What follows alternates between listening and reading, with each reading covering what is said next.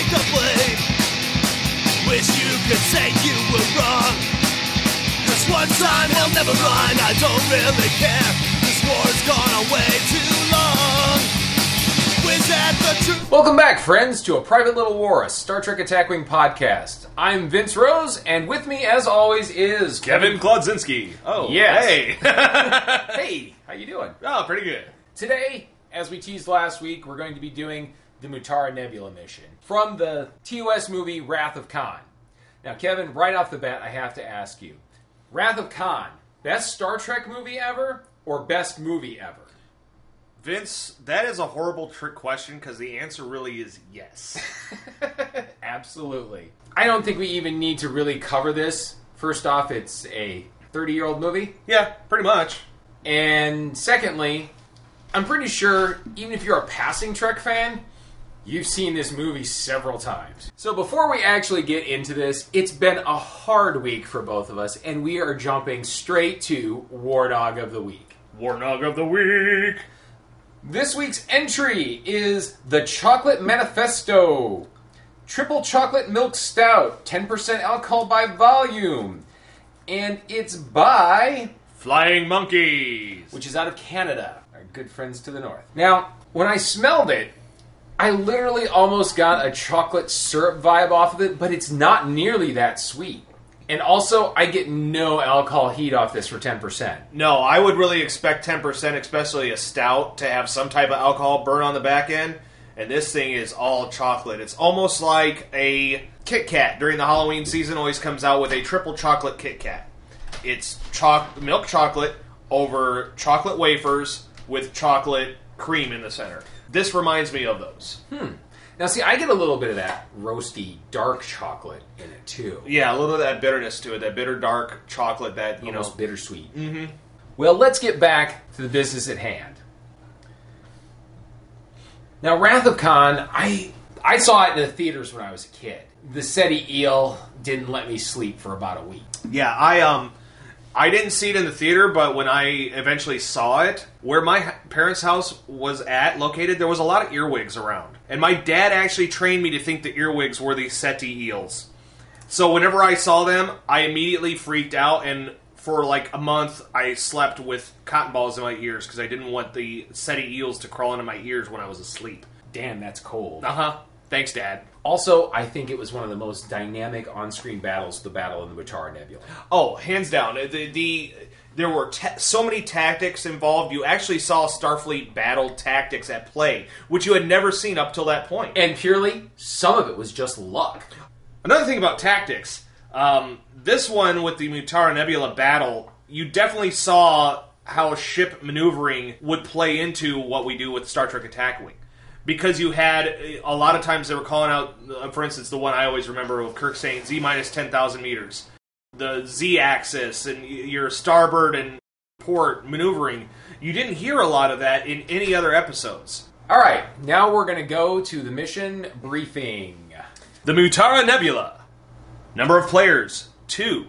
Special components, 4 objective tokens. During the final engagement between Kirk and Khan, the Enterprise fled into the Mutara Nebula, a navigational nightmare where shields do not function and visibility is extraordinarily limited.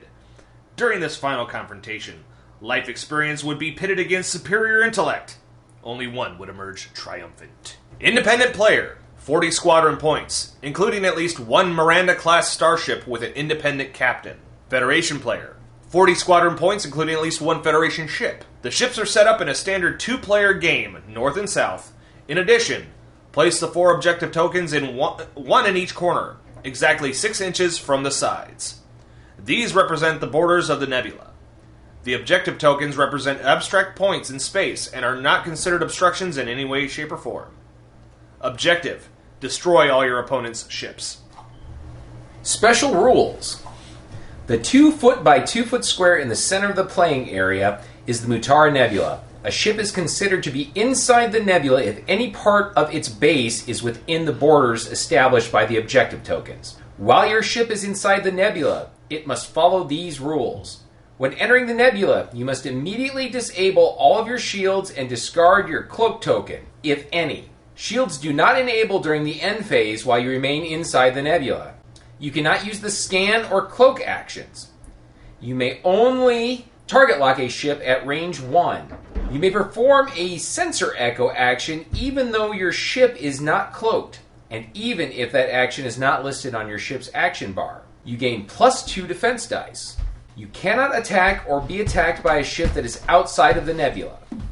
You cannot target or be targeted by an action on a ship that is outside the nebula. You cannot make any attacks at range 2 to 3.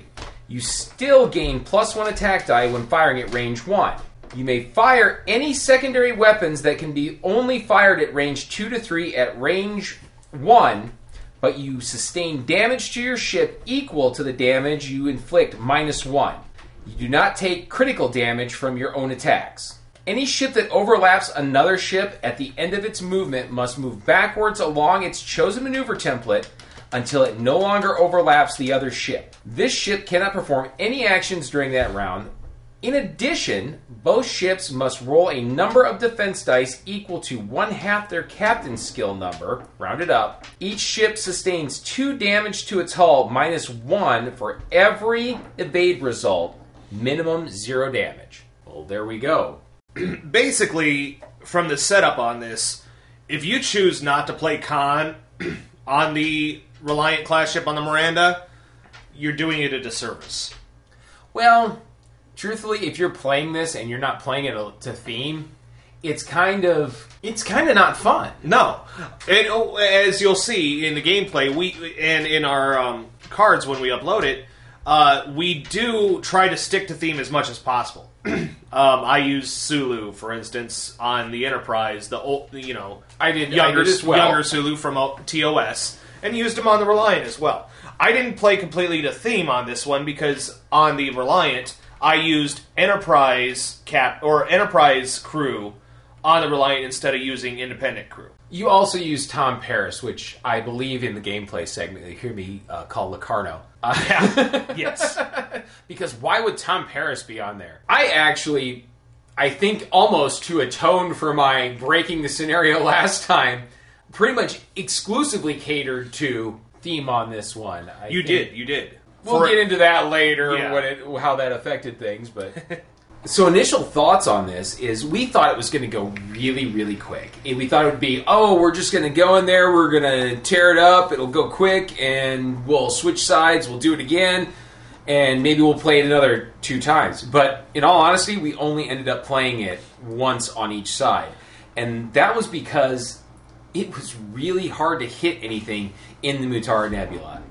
We've explained our rule about not putting both Type 8 and Upgraded on the ships. And when you're only rolling out with 4 dice and someone, has Sulu on there, even if you got a battle station for quality, chances are with the extra dice, it's just not going to do a whole lot of damage. So you keep flying around and... Basically, when you're throwing out 4 dice in the Nebula, and especially if you had Sulu on the other end, it's basically throwing stones at a freight train. You're not going to hurt at all. So yeah, that's our initial take on it. We already did do the gameplay segment, but now, for your listening pleasure, we give you the gameplay segment. Kevin playing Khan on the Reliant, and Vince playing, I better put my token on there, Kirk on the Enterprise. Very thematic, except for Kevin's build. Yeah. I'm going to go ahead and say that that's fucking Locarno.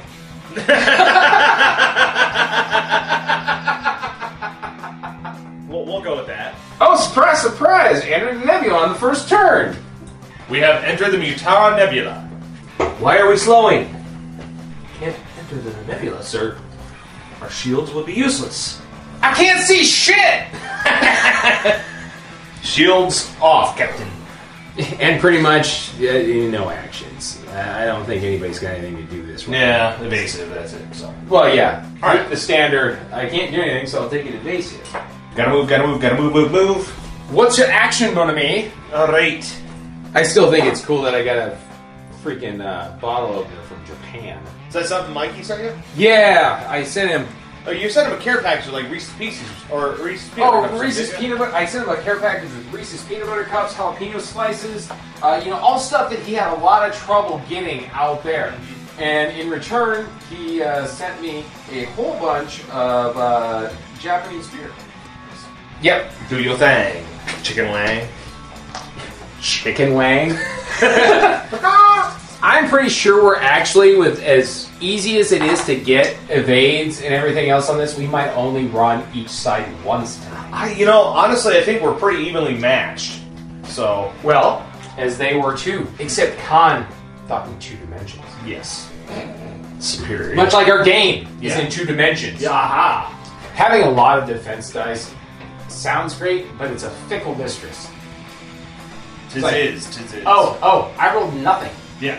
I had, 8 dice, and I rolled nothing. Okay, 4 dice. I'm taking 4 different dice. Oh! Holy crap! Jumping Jesus on the post. Don't re-roll that one.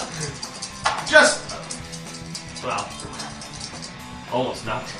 So, I'm just going to put that down, and I'm going to maintain the target lock. For you people who just didn't see that, I rolled 6 out of evades. 7 evades. Well, Yeah. you got a battle station, so Well, no, I've got 3 die. I've got 3. You got I've got 4. 2. Well, you got Sulu. You can change those. Oh, yeah, I can. Well, you didn't have to tell me that. I didn't have to tell you that, but it's fair play. God damn it!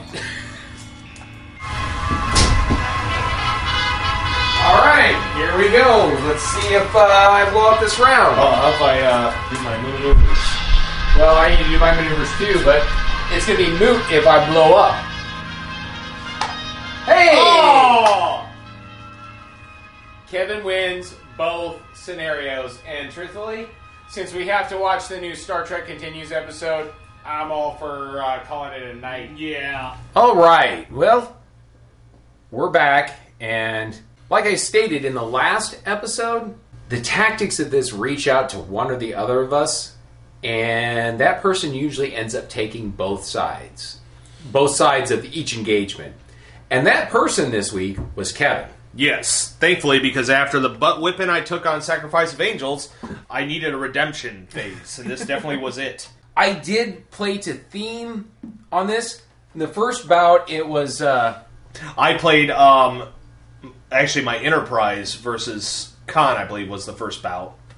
No. I played the Reliant versus Enterprise. I never even got to use Montgomery Scott, but I don't think it really would have mattered because I think it was the last, I had like 1 damage on there and I was holding off, and then you just finished it. You got in close, and with the Reliance, and we should state that this is the retail Reliant, not the independent Reliant that came out as a prize ship. Right. And having that Type 8, which really in this instance, for these 2 ships, having Type 8 or upgraded phasers on it, it's a necessity, because that gives you that +1, and when you're already firing kind of blind anyways, having that +1 is a necessity.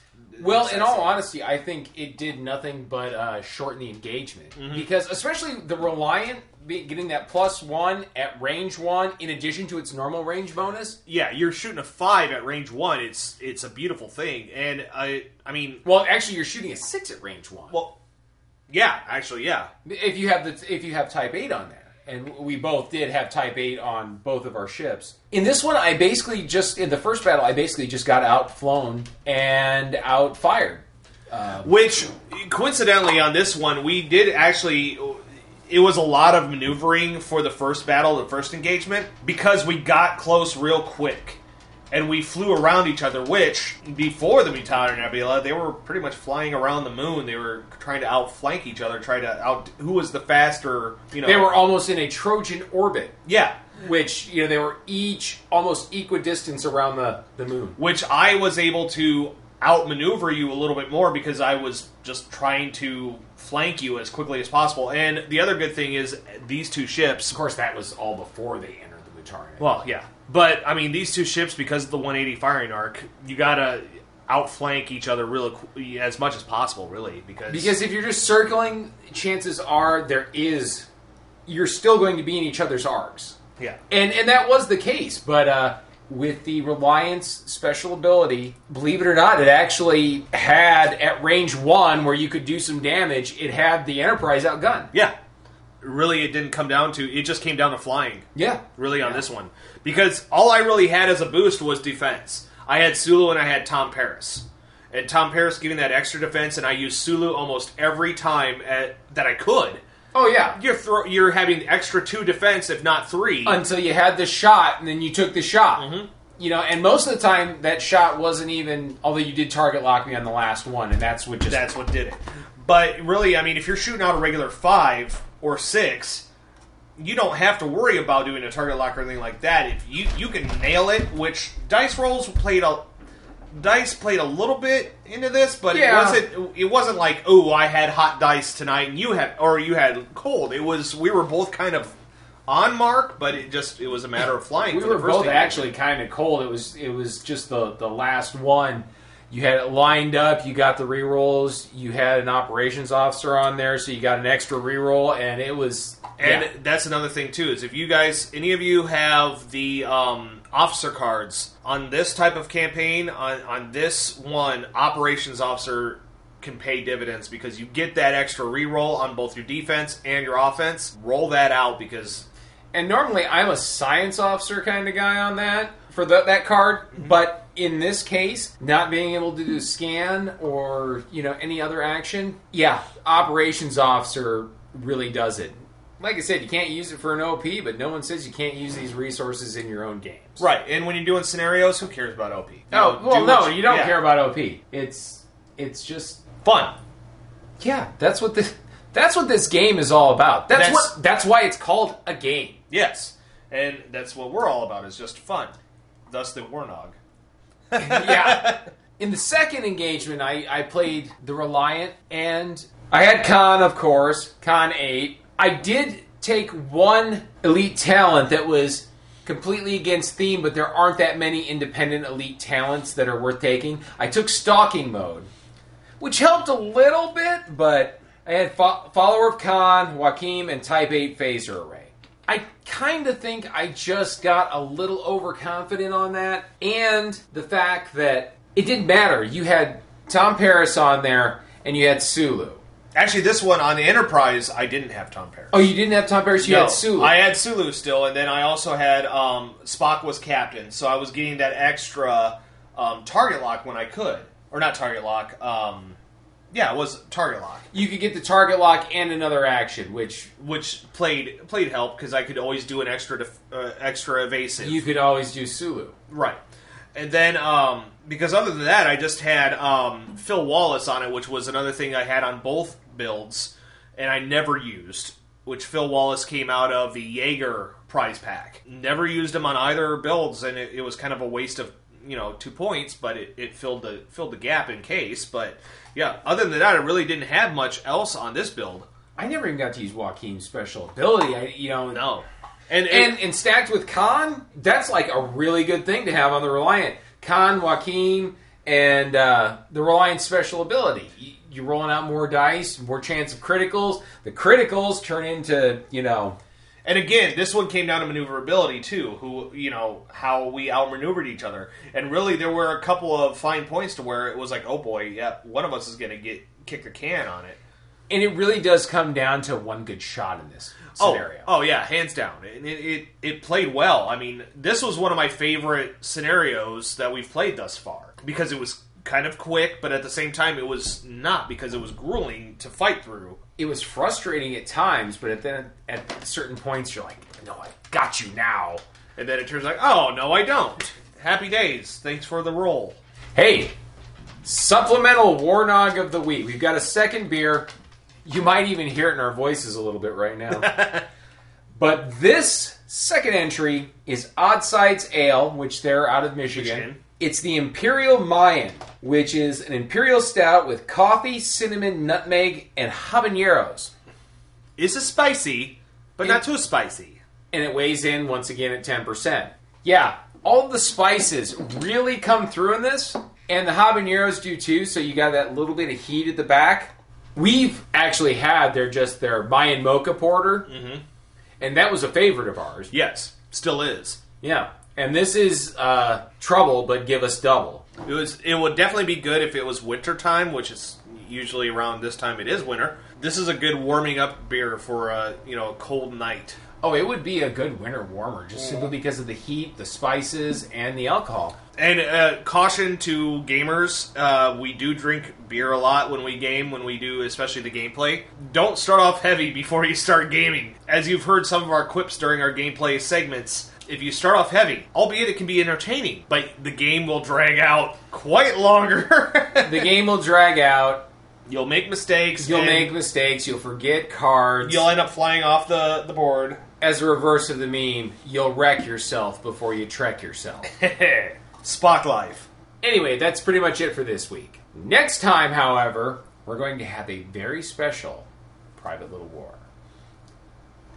Next time on A Private Little War, Kevin and Vince must join forces if they're to stop the Alpha Quadrant's most deadly threat, the Borg. That's right, it's the first contact mission from the Giant Borg Cube, the second Giant Borg Cube with Sphereport. Stay tuned. So that's what we've got in store for you next time. Well, friends, whatever time it is there in podcast land, you have a good day, and remember, we'll see you in Stovacor. A Private Little War is hosted, recorded, engineered, and edited by Vincent Rose and Kevin Klodzinski. This podcast is based on a segment from the podcast Warp Core Breach.